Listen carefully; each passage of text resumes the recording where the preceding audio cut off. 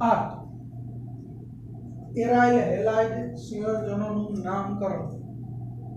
આગળના પ્રશ્ન નંબર 7 માં આપણે આલ્કાઇલ હેલાઇડનું સામાન્ય અને આઈયુપીએસી નામકરણ જોયું। હવે એરાઇલ સંયોજનો મીન્સ બેન્ઝીન વાળું એરોમેટિક સંયોજનો, એમાં આપણે પહેલું જોઈએ એરાઇલ હેલાઇડના નામકરણના સામાન્ય નિયમો। પહેલો મુદ્દો છે બેન્ઝીનના મોનોહેલોજનના સામાન્ય અને આઈયુપીએસી નામ।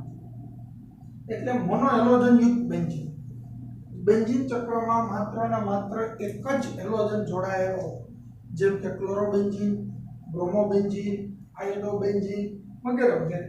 બેન્ઝીનમાં જો બે હેલોજન જોડાયેલા હોય, બે હેલોજન પરમાણુ બેન્ઝીન સાથે જોડાયેલા હોય તો એના સામાન્ય નામકરણ આપણે ભણતો ધોરણ 11 માં સામાન્ય નામકરણ માટેની સંજ્ઞાઓ, જેમ કે પહેલા અને બીજા નંબરના કાર્બન ઉપર હોય તો ઓર્થો, પહેલા અને ત્રીજા ઉપર હોય તો મેટા।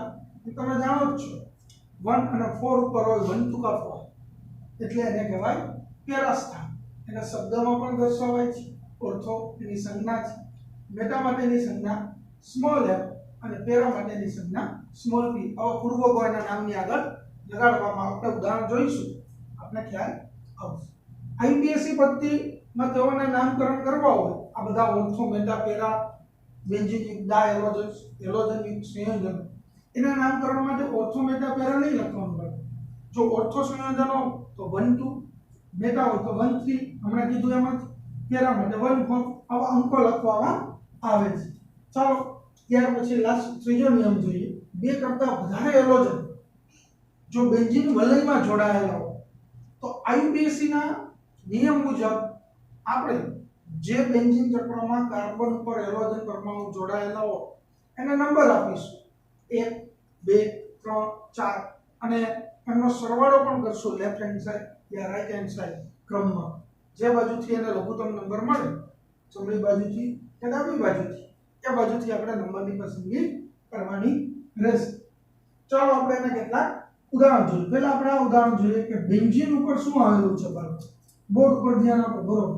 એવું જરૂરી નથી કે બ્રોમિન અહીંયા જ તમે જોડો, અહીંયા પણ જોડી શકો, અહીંયા પણ ને કોઈ પણ 6 કાર્બનમાંથી કોઈ પણ જગ્યાએ તમે હેલોજન પરમાણુ જોડી દો।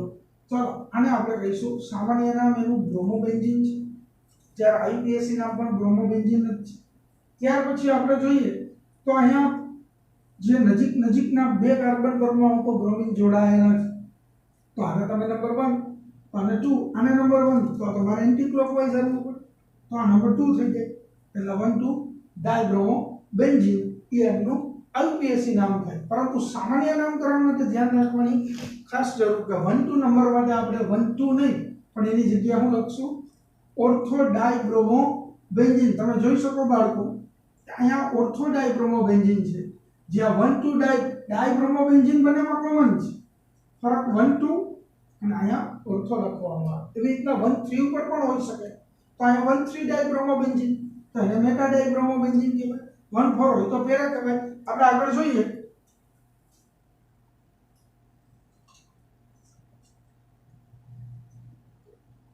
ચલો આ 1 2 ડાયબ્રોમોબેન્ઝીન આપણે જોઈ ગયા। જો અહીંયા 1 2 અને 3 એટલે શું થશે બાળકો 1 3 ડાયબ્રોમોબેન્ઝીન એમનું આઈયુપીએસી નામ થાય। જ્યારે સામાન્ય નામકરણ કરવું હોય તો એના સામાન્ય નામકરણમાં શું જોવા મળે છે બાળકો, તો કે એના સામાન્ય નામકરણમાં 1 3 ની જગ્યાએ મેટા લખેલું છે। એવી રીતના અહીંયા આપણે જોઈએ 1 2 3 4, તમે આ ક્લોકવાઇઝ ગયા, ઇન કેસ તમે 1 2 3 4 એન્ટી ક્લોકવાઇઝ જાઓ તો પણ 1 4 આવે છે, એટલા માટે એને 1 4 ડાયબ્રોમોબેન્ઝીન અથવા 1 4 ની જગ્યાએ પેરા। આપણે ધોરણ 11 માં શીખી ગયા 1 2 માટે શું કહેવાનું બાળકો ઓર્થો, 1 4 માટે પેરા અને 1 3 માટે મેટા। આ ધ્યાન ખાસ રાખજો। ત્યાર પછી નેક્સ્ટ હજી એક બંધારણ જોઈએ એટલે આપણને ખ્યાલ આવશે।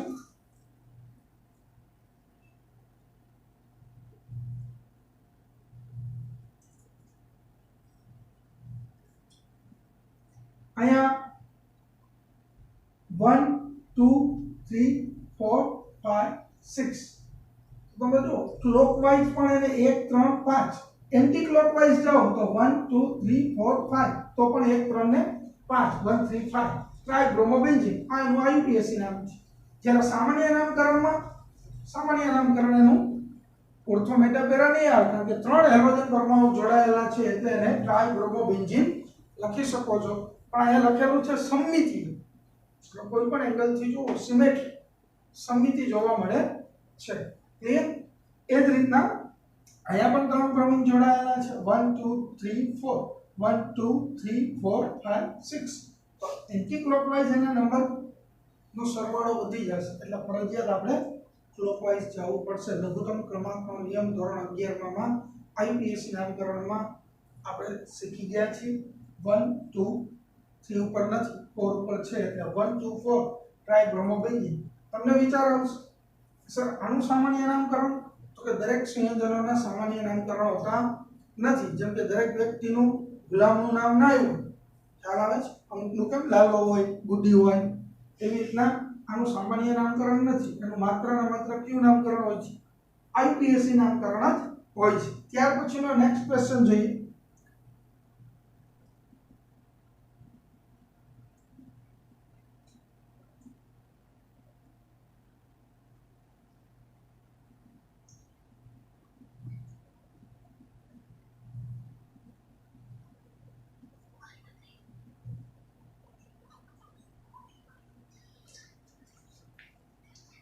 क्वेश्चन नंबर 9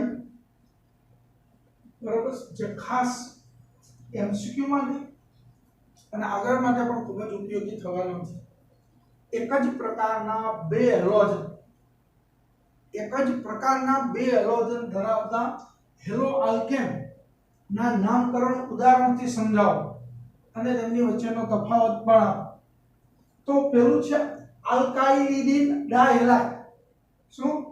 આલ્કાઇલી ડાયહેલાઇડ અને આલ્કાઇલી ડાયહેલાઇડ આ બંનેમાં ફરક કેટલો છે? ડી આમાં છે સમજો આલ્કાઇલિડીન, અહીંયા છે આલ્કાઇલિન ડાયહેલાઇડ। તો કેને કહેવાય? પહેલો મુદ્દો આલ્કાઇલિડીન ડાયહેલાઇડ, તેને જેમિનલ ડાયહેલાઇડ પણ કહેવામાં આવે છે। શું કહેવાય છે? જેમિનલ ડાયહેલાઇડ અથવા તો જેમિનલ હેલાઇડ। ડાય લગાડો તો બી બને, ના લગાડો તો જેમિનલ ડાયહેલાઇડ। પણ ફરક એટલો છે કે જેમિનલ ડાયહેલાઇડ કેને કહેવાય? જ્યારે બીજા આલ્કાઇલ હેલાઇડ કહેવાય છે તેને વિસિનલ ડાયહેલાઇડ અથવા વિસિનલ ડાયહેલાઇડ કે વિસિનલ હેલાઇડ કહેવામાં આવે છે।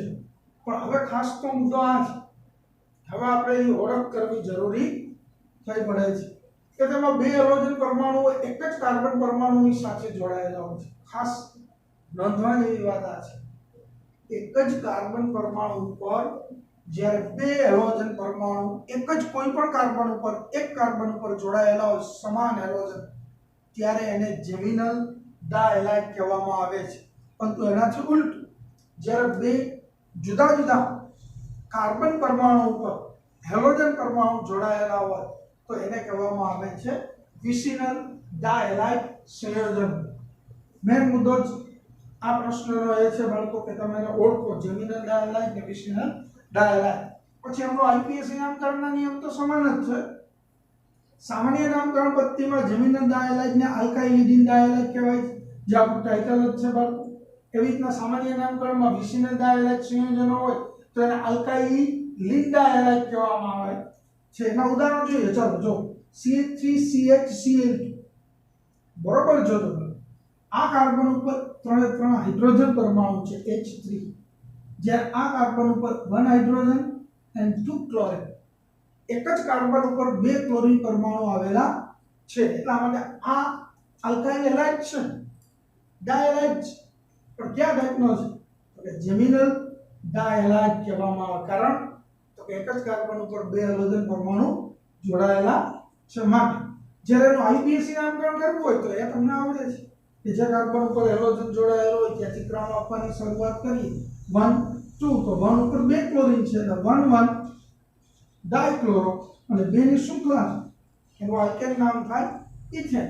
એવી જ રીતના તમે અહીંયા આવશો તો અહીંયા તમે જોઈ શકો છો કાર્બન તો બેના બે જ છે, ઇથેન તો છે જ, પણ બંને કાર્બન ઉપર અલગ અલગ કાર્બન ઉપર હેલોજન જોડાયેલા છે, જુદા જુદા કાર્બન ઉપર 2 ક્લોરીન જોડાયેલા છે, એટલે આમનું સામાન્ય નામ થાય ઇથિલિન ડાયક્લોરાઇડ આ કયા ટાઈપનો કહેવાય વિસિનલ ડાયલાઇટ પ્રકારનો કહેવામાં આવે છે જેનું આઈયુપીએસી નામકરણ કેવું થશે બાળકો 1,2 ડાયક્લોરો ઇથેન ત્યાર પછી આપણે હવે પ્રશ્ન નંબર 10 માં જોઈએ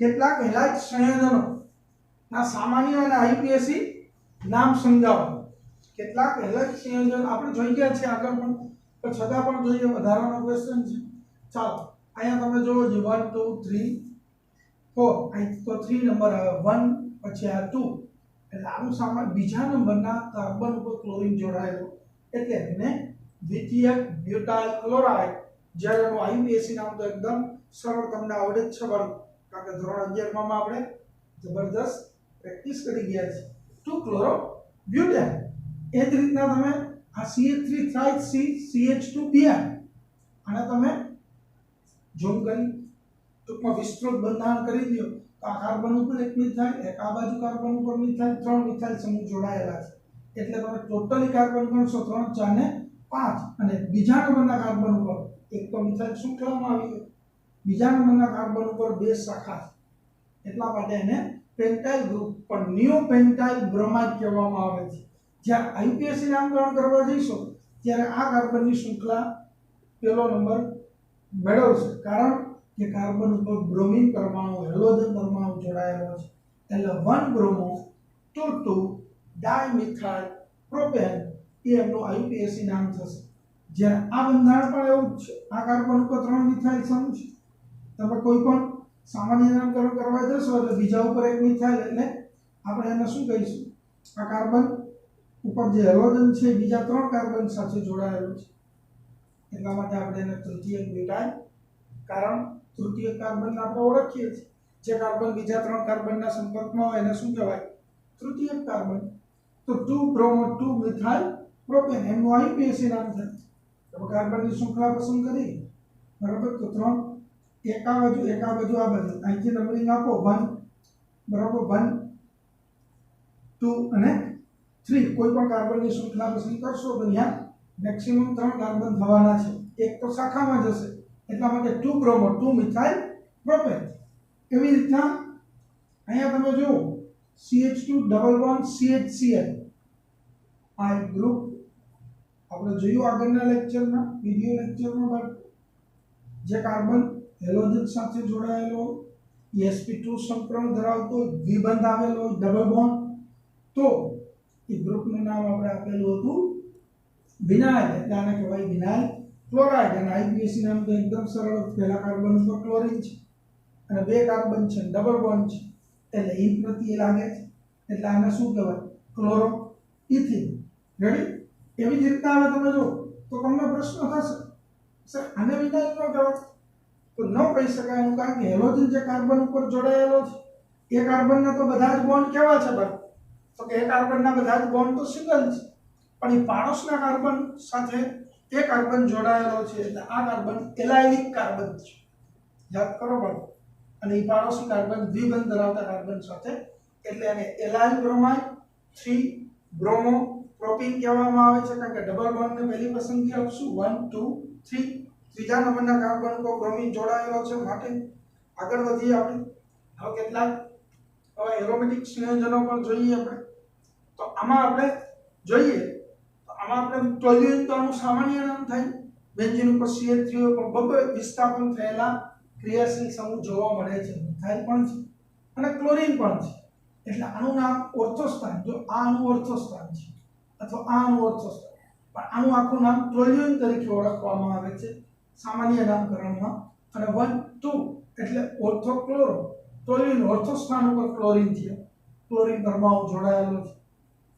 જ્યારે એનું આઈયુપીએસી નામકરણ કરશું તો 1 2 એટલે 2 ક્લોરો ટોલ્યુએન બરાબર અથવા આપણે એમ પણ કહી શકીએ કે 1 ક્લોરો 2 મિથાઇલ બેન્ઝીન 1 ઉપર ક્લોરીન 2 ઉપર મિથાઇલ અને બેન્ઝીન જો આ રીતના નામકરણ આપવું હોય તો તમારે એબીસીડી મુજબ જવું પડે ક્લોરીનનો C આવે અને મિથાઇલનો M તો એબીસીડી માં પહેલા કોણ આવે C કે M તો કે A B C C પહેલા આવે એ પછી આવે એટલે એનું આઈયુપીએસી નામ તમે આ રીતના પણ આપી શકો છો 1 ક્લોરો 2 મિથાઇલ।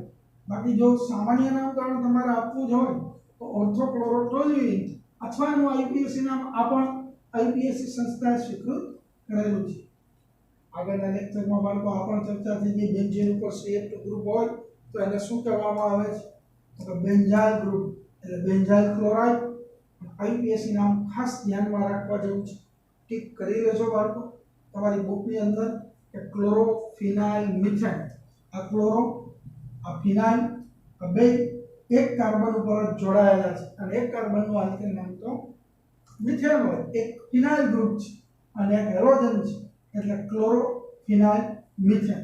પછી આ નામ તમે જોઈ શકો બાળકો CH2Cl2 તો અહીંયા કાર્બન પરમાણુ ઉપર એક જ કાર્બન ઉપર બે ક્લોરીન જોડાયેલા છે તો આલ્કેલિડીન ડાયહાઇડ આપણે કીધું મિથિલિન બરાબર ક્લોરાઇડ અથવા તો આઈયુપીએસી નામ આપવું હોય તો ડાર્ક ક્લોરો મિથેન અને સૌથી અગત્યનું જે આપણે ઉપયોગી બરાબર ઓપરેશન થિયેટરની અંદર દર્દીને બેસુધ કરવા માટે ક્લોરોફોર્મ CHCl3 એ આપણું સામાન્ય નામ છે પણ જ્યારે આઈયુપીએસી નામ આપો તો 113 1113 થાય પણ એ 11 પેલા નંબરને દર્શાવવાની જરૂર નથી હોતી એટલે 11 લખેલું નથી પણ ટ્રાઇક્લોરો મિથેન એવી રીતના આ થયું બ્રોમોફોર્મ।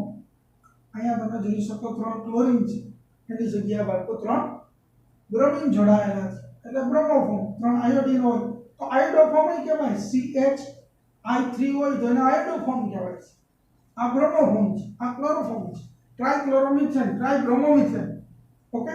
પછી CCl4 તો આ થયું કાર્બન ટેટ્રાક્લોરાઇડ એનું પ્રતીક નામ છે અગ્નિશામક તરીકે આગ લાગેલી હોય તો આગ ઓલવવા માટે લોન્ડ્રીની અંદર કિંમતી કપડાને યાદ કરો 11મા ધોરણમાં આપણે ચર્ચા કરી ગયા હતા બરાબર ડીસી કરવામાં ડ્રાય ક્લીનિંગની અંદર ઉપયોગી છે આગ અગ્નિશામક તરીકે પણ ઉપયોગી છે આપણે એનો ઉપયોગ પણ જોઈશું લાસ્ટમાં ટેટ્રાક્લોરોમિથેન।